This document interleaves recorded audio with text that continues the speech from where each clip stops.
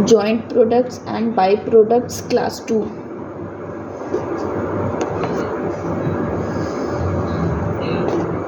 ये सुनाई दिखाई दे रहा है?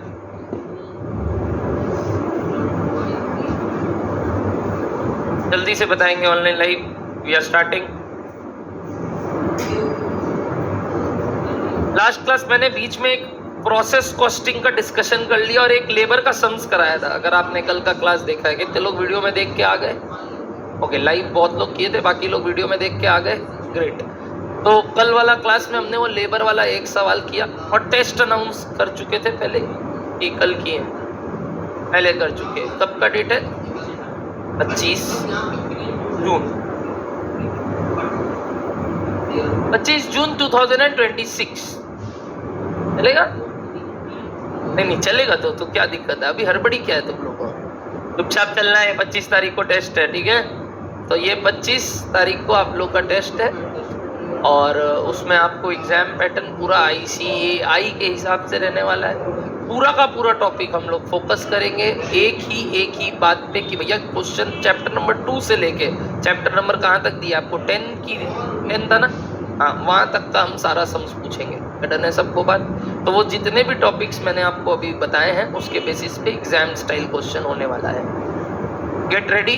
और सेंटर पे जो लोग देंगे उनका मैं बाद में जाके पूछूंगा पोलिंग, ताकि मैं अपना रिसोर्सेज, जैसा मैंने आपको बोला, आपके अगर कोई फ्रेंड गूगल ड्राइव में क्लास कर रहे हैं या पेन ड्राइव, जो भी गूगल ड्राइव ही होगा जनरली, तो या पिछले बैच का लिए हुए हैं इन द सेंस रिकॉर्डिंग, तो उनको भी बता दिया जाए कि ये सेशन ऐसा होने वाला है, ताकि वो लोग भी अगर चाहे तो आके सेंटर में एग्ज़ाम दे सकते हैं। मैं ग्रुप में भी लिख दूंगा ताकि कोई को पता चल जाए। तो हम ये तरीके से इस बार पहला एग्ज़ाम आपका लेंगे, प्रॉपर चेकिंग होगा। तो आई फील कि आप वो देना चाहेंगे, चाहे नंबर कितना भी आए, तो वो चीज़ के लिए तैयार रहिएगा।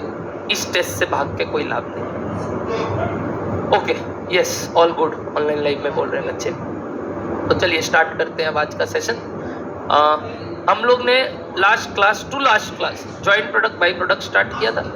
वीडियो में मैंने इसको 9th के बाद 10th में डाला था कल वाले क्लास को। तो जो लोग गूगल ड्राइव करेंगे इस पर्टिकुलर टर्म का, उनको बता दूं मैं कि आपको ये class joint product by product के क्लास 1 के बाद ही मिलेगा। 10th क्लास मैंने प्रोसेस का बीच में ले लिया था, 1 और 2 के बीच में। अब बात करते हैं हम लोग कि सर, मैंने एक शायद RTP का सवाल था 10th में, बोला था उसको घर पे करके आना, अपने जैसे सीखे, मैच कर जाएगा आंसर। मैच कर गया सबका? नहीं करेगा तो अब आप अभी तक नहीं समझे हैं वो टॉपिक, वरना तो सिर्फ एक ही चेंज पॉइंट था जो मैंने बोला, कॉस्ट पे प्रॉफिट मारना था, ना कि ट्रांसफर प्राइस पे। बाकी सब ऑल गुड था।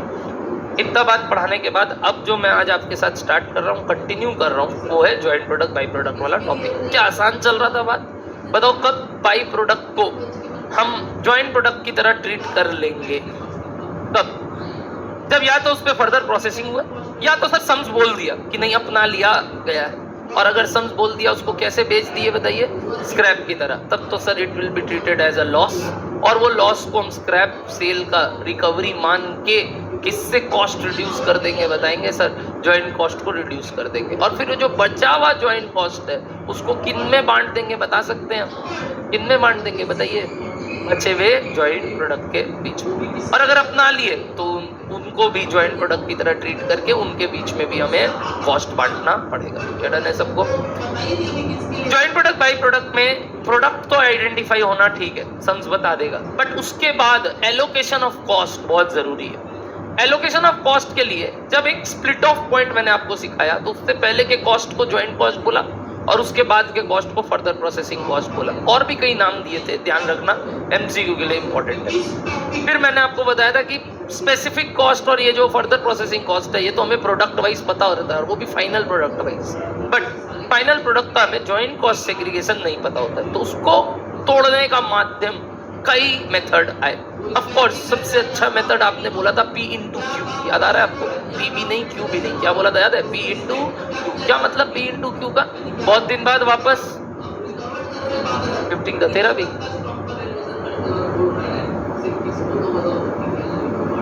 बैठो बैठो बैठो, कहाँ रहते हो आप लोग बाय द वे? थोड़ा इस तरफ बैठ, AC का हवा आएगा अभी। बाकी सब डन है क्लासेस ऐसे? Very good. चलो, तो ये जो बात अभी मैंने किया आपको कि भैया मेथड ऑफ वैल्यूएशन बहुत काम का चीज है। और एलोकेशन का पहला तरीका क्या सीखे थे आप लोग बता सकते हो? फिजिकल यूनिट मेथड, और दूसरा नाम था उसका average cost per unit method. दोनों का मतलब सेम ही था। किस बेसिस पे बांटे थे ध्यान है? बोलो तो। यूनिट्स कहाँ का? प्लीज इंपॉर्टेंट बात, कहाँ का यूनिट्स के ratio? Eight split of point पे जो आउटपुट प्रोड्यूस हो रहा है उस रेशियो में बांट दिया। तो सर ये ज्वाइंट कॉस्ट किसका है? ये जो बंट गया है ज्वाइंट कॉस्ट किसका है? वो आउटपुट का कि फिनिश गुड्स का? आउटपुट का कि फिनिश गुड्स का? गलत, दोनों का। यही तब से पढ़ा रहे थे गंगाधरी शक्तिमान है, वो ही ज्वाइंट कॉस्ट उसी आउटपुट का ही है। और अगर वो बाद में जाके कुछ और फिनिश गुड्स बन रहा है तो उसका भी वही है। वो तो बस एक तरीका था बांटने का। ये मत बोल देना वो सिर्फ वो आउटपुट का है। वही चीज आगे जाके अगर उससे कुछ फर्दर प्रोडक्शन हो भी रहा है तो वो भी किसका है बता सकते हैं आप? बताइए फटाफट, उस प्रोडक्ट का। क्या बोलो, डन है सबको बात? अब बताइए नेक्स्ट पॉइंट सबसे इंपॉर्टेंट जो हमने जाना था कि सर कंट्रीब्यूशन मार्जिन मेथड क्या सीखे थे उसमें बता सकते हो? कंट्रीब्यूशन मार्जिन मेथड में कि अगर कॉस्ट सेग्रीगेट किया जा सकता है किसके किसके बीच में? Behaviour wise, which is variable और फिक्स। तो वेरिएबल को किस में बांट देंगे? बोलो ना, आउटपुट यूनिट में। और अगर उसके बाद हमें जो आउटपुट का कंट्रीब्यूशन मिले, किसका आउटपुट का कंट्रीब्यूशन? मतलब sales of output at split of point minus variable cost of output at split of point करने के बाद जो एक्सपेक्टेड कंट्रीब्यूशन आएगा टोटल, उस रेशियो में हम फिक्स कॉस्ट को। हाँ, अगर कोई का कंट्रीब्यूशन ही नेगेटिव है तो फिक्स कॉस्ट बाकी प्रोडक्ट के बीच में बांट देना, और अगर एक ही बचा है तो उसको पूरा एलोकेट कर देना। वो ध्यान आ रहा है सबको ये वाला बात? इस बेसिस पे हमने 2 मेथड कंप्लीट किया था। एक सवाल भी किया था शायद, क्वेश्चन नंबर 4। क्या आज अपने अगले मेथड्स में चले और चैप्टर को रफा दफा करा जाए? चलिए, हेडिंग नंबर क्या कंटिन्यू कर रहे थे बता सकते हो? वेलकम ऑनलाइन लाइव, फटाफट आइए। हेडिंग नंबर बताइए। 3 का इसका नोट्स नहीं लिखा है। 3 का ए का नोट्स डन है। 3 का बी का सिर्फ एग्जाम्पल कराए थे। अच्छा, 3 का बी का एग्जाम्पल के नीचे काम करना क्या चालू कर देना बताओ तो? वो नोट्स। बट अगर आपने प्रोसेस कॉस्टिंग 10th का क्लास का डेटा लिख दिया तो वो लिख देना, पेज नंबर वहाँ से वहाँ जाना है प्लीज़। हाँ, ताकि आपको आपका डेटा इकट्ठा मिले। और वो ही तरीका है पढ़ाई करने का कि आप अपना कंट्रीब्यूशन मार्जिन मेथड के नीचे लिख लो जहाँ लास्ट सम्स किए थे, कंटिन्यूइंग इन पेज नंबर इतना ऑफ योर कॉपी। क्या डन है? और वहाँ कंटिन्यू करते हैं अपने लोग। लिखो अंडर कंट्रीब्यूशन मार्जिन मेथड, थोड़ा सा फास्ट। हाँ, margin method the variable joint cost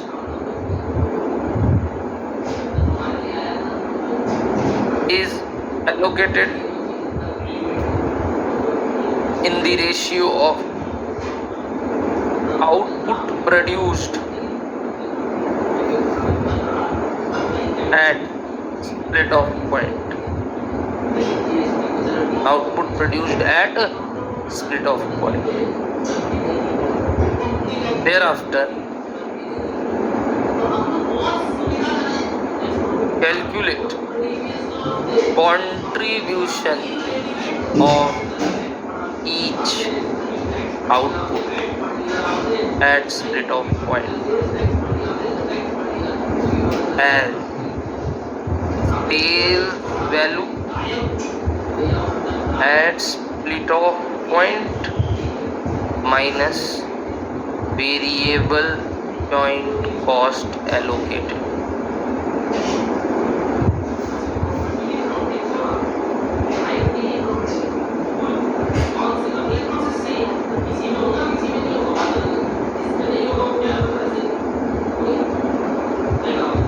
Full stop.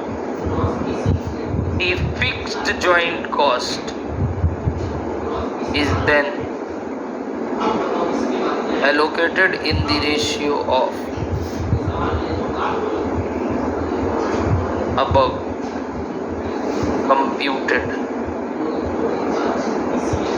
contribution of each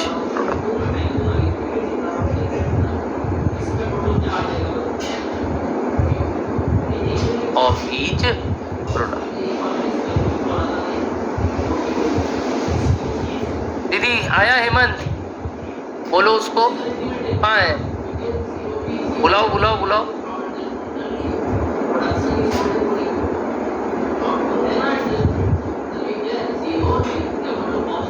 और फेस स्कैन वाला ही चालू कर दो, उससे बेटर तो ये करेगा यार। ऑफ ईच क्या लिखे हो बताइए? प्रोडक्ट क्या हुआ? कंट्रीब्यूशन ऑफ ईच प्रोडक्ट लिख लिया सबने? लिखना नीचे नोट। नोट नहीं लिखे तो बेटर ही था। Note, if the contribution of any product is negative, if the contribution of any product is negative, if the contribution of any product is negative, if the contribution of any product is negative, allocate the joint cost, bracket में fixed joint cost या fixed word joint cost bracket में fixed, among remaining products, among remaining products, allocate the joint cost bracket में fixed among the remaining। Done, complete. तो ये था notes on last class के topic जो हमने complete कर दिया। आज जो हम चालू करेंगे वो कौन सा टॉपिक है सर? नया, और जिस पे हम सीखेंगे टेक्निक। जल्दी जल्दी जल्दी।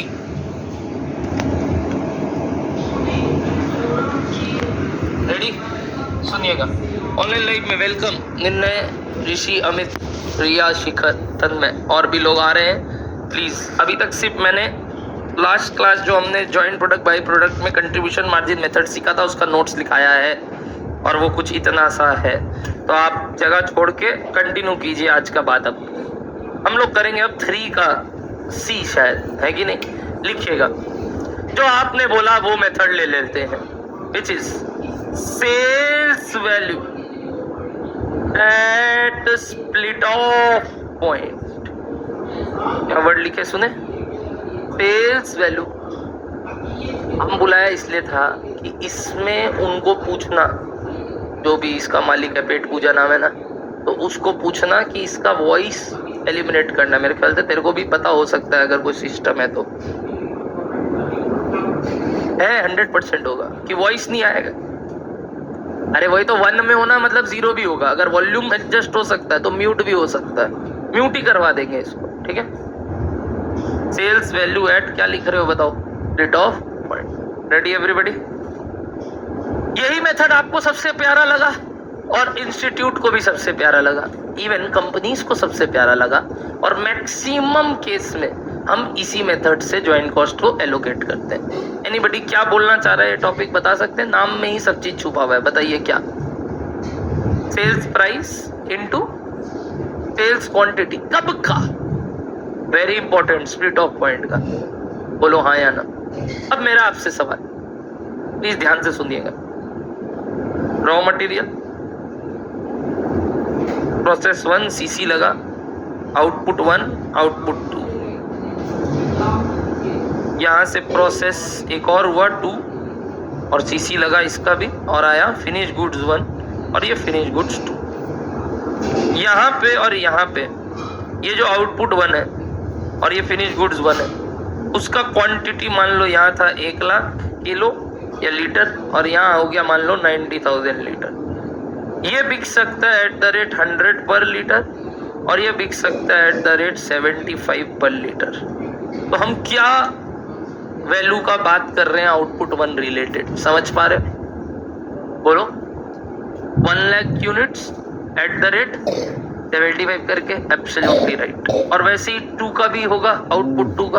और चलो वो तो सर फिनिश गुड्स की तरह ही बिक रहा है, तो वहां तो कोई दिक्कत नहीं है, बट यहाँ उसको थोड़ा सा ताम झाम करके हम क्रिश बना रहे हैं, कृष्णा को या वही शक्तिमान, गंगाधर को शक्तिमान।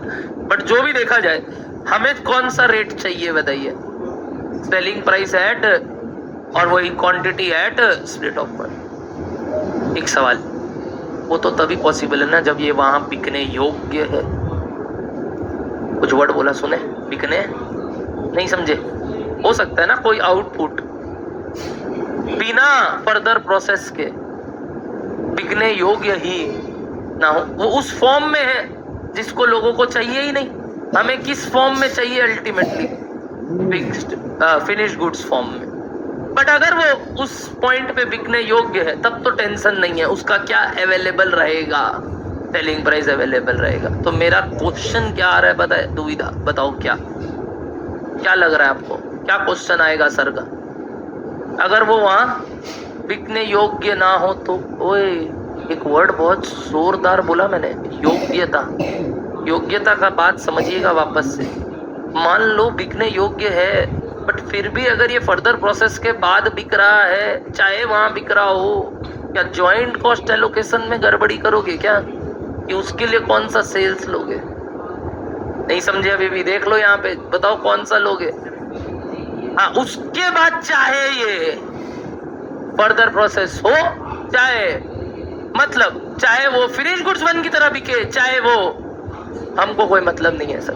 मैंने इसका क्या बांट दिया? Joint cost. बोलो हाँ या ना। बट अगर अवेलेबल ही नहीं है तब क्या करेंगे? एनीबडी अकाउंट्स का बुद्धि लगा के बता सकते हो? Very good, very good. NRV, what do mean by NRV? अच्छा, मीनिंग पूछा तो फुल फॉर्म बताए, जैसा आई एक्सपेक्टेड। मतलब मेरे लिए ये बहुत हैबिचुएशन है आपके साथ। पता है क्या मतलब होता है? अगर वो वहां बिके तो कितना ला के दे? सर वो ही तो नहीं पता, तो ये NRV कैसे आ सकता है? सोच सकते हो कैसे? एस्टिमेट कैसे करोगे? वही तो अवेलेबल ही नहीं है, बिकने योग्य। आज तक कोई ऐसा माल बेचा ही नहीं है, आज तक कोई उस फॉर्म में माल बेचा ही नहीं है। लो अब बताओ, मार्केट में है ही नहीं वो माल। गजब चीज ही तो बता रहे, है ही नहीं, ऐसा कुछ प्रोडक्ट ही नहीं है जो उस स्टेज में बिके। वो उस फॉर्म में है जिसका आज तक कोई माल बेचा ही नहीं, कोई मार्केट प्राइस नहीं, वैसा कोई प्रोडक्ट ही नहीं है। समझे मेरा डाउट? समझ रहे हो क्या यार तुम लोग? अगर मार्केट प्राइस अवेलेबल ही है तब तो वो पॉइंट नंबर 1 में ही चला गया, sale value at split of point. मैं क्या बोला था याद है? बिकना जरूरी नहीं है, बिकने तो अगर बिकने योग्य है तो मार्केट से पता चल ही रहा ना कि मार्केट में ये चीज अलग से भी खरीदा। जैसे मैंने आपको बताया था चर्निंग प्रोसेस के समय बटर मिल्क, इवन ऊपर वाला बटर, दोनों बिकने योग्य है। बट में भी हम बटर को फर्दर प्रोसेस करके क्या बेचना चाहते हैं? घी के फॉर्म में। तो अगर बटर को बटर के फॉर्म में बेचे तो भी वो बिकने योग्य है, और बटर को फर्दर प्रोसेस करने के बाद घी के फॉर्म में बेचे तो भी वो बिकने, और उसका क्या अवेलेबल है? Selling price available. मैं बोल रहा हूँ अगर बटर नाम का चीज दुनिया में होता ही नहीं, कोई खरीदने को राजी ही नहीं, सीधा क्या चाहिए सबको? घी ही चाहिए। यानी कि बटर बोल के कोई चीज जानते ही नहीं थे, बट वही आउटपुट क्रिएट हुआ है बीच में, और अंत में जाके उससे हमको घी बना के ही बेचना है, तो क्या करें?